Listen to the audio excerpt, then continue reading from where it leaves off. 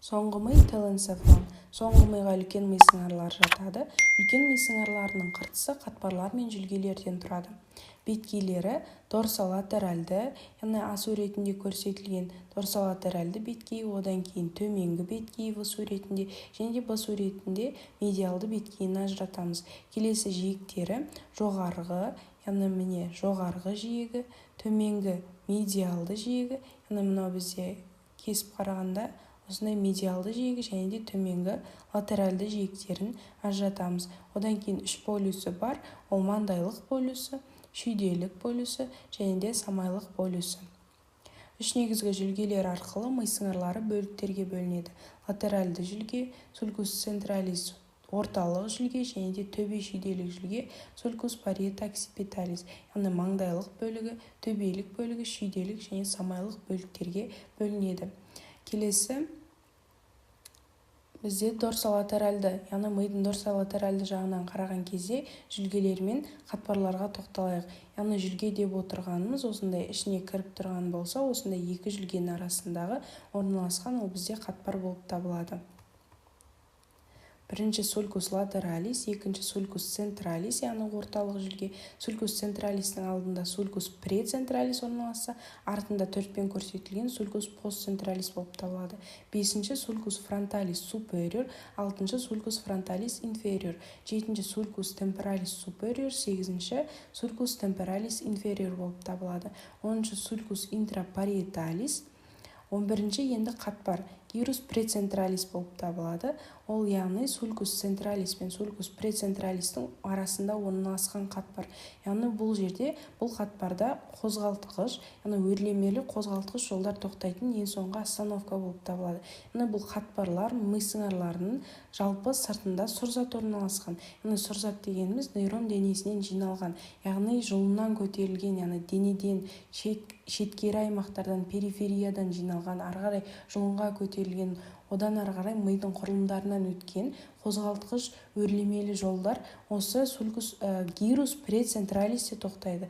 Ал гирус постцентралис сезгіш төмендемелі жолдар басталатын аймақ болып табылады. Яғни қозғалтқыш жолдар осы гирус прецентралисте аяқталса, сезгіш жолдар гирус постцентралисте басталады екен. Яғни ол жер бізде нейрондардың денесінен жиналған сондай сұрзаттан түзілген қатпар болып табылады. Келесі лобус париеталис супериор, яғни терілік сезімталдық орталығы 13-пен көрсетілген, яғни төбенің жоғарғы аймағында орналасқан құрылым. Одан кейін гирус фронталис медиус, көзбен бастың қарама-қарсы бетке бұрылуын қамтамасыз ететін орталық болып табылады. Ол 14-пен көрсетілген. Яғни міне ол бізде гирус фронталис медиус болып отыр. Яғни гирус фронталис супериор мен гирус фронталис инфериор, олар бізде осындай үш түрлі қатпар. Яғни 5-дің үстіне қарай гирус фронталис супериор, одан кейін 14-ші медиус, одан кейін инфериор. Яғни бұл жерде маңыздысы медиус, көзбен басын бірге қарама-қарсы жаққа сондай бұрылуын қамтамасыз етеді. Ал 15-ші болып отырған ол гирус фронталис инфериор болып табылады.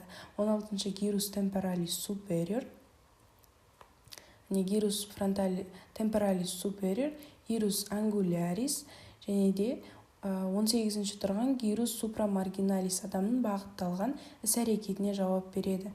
Міне 18-ші гирус супрамаргиналис. Бұл гирус супрамаргиналис, яғни үлкен ми сыңарлары екі бөлімге, оң жақ және сол жақ жартышар. Сол бізде оңақай адамдарда сол жақ жартышарында орналасса гирус супрамаргиналис, яғни бұл қатпар, және солақай адамдарда тек оң жақта ғана болатын қатпар екен. Осыны есте сақтау қажет.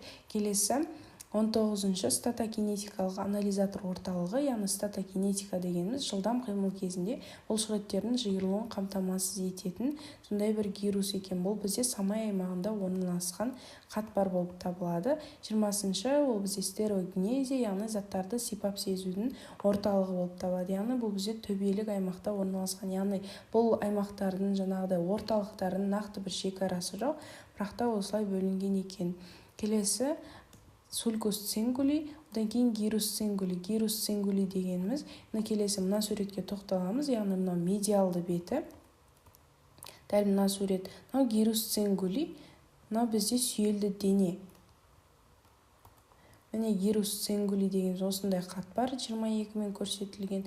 Бұл қатпардың маңыздылығы ол есте сақтау, сөйлеу, эмоция, адамның өзін ұстауы, мінез, ойлау орталығының бәрі осындай гирус цингули деп аталатын қатпарда орналасқан екен. Міне мынау 21 мен сулькус цингули астында гирус цингули, ал 23 ол бізде корпус каллиозум, яғни ол бізде сүйелді дене болып табылады, оң жақ және сол жақ мыйсыңарын біріктіріп ұстап отыратын құрылым екен. Келесі унгус, яғни ілмек, иіс сезу мен дәм сезудің қыртыстық орталығы осындай ілмекте орналасқан, ал 25-ші сулькус калькаринус, яғни көрудің қыртыстық орталығы.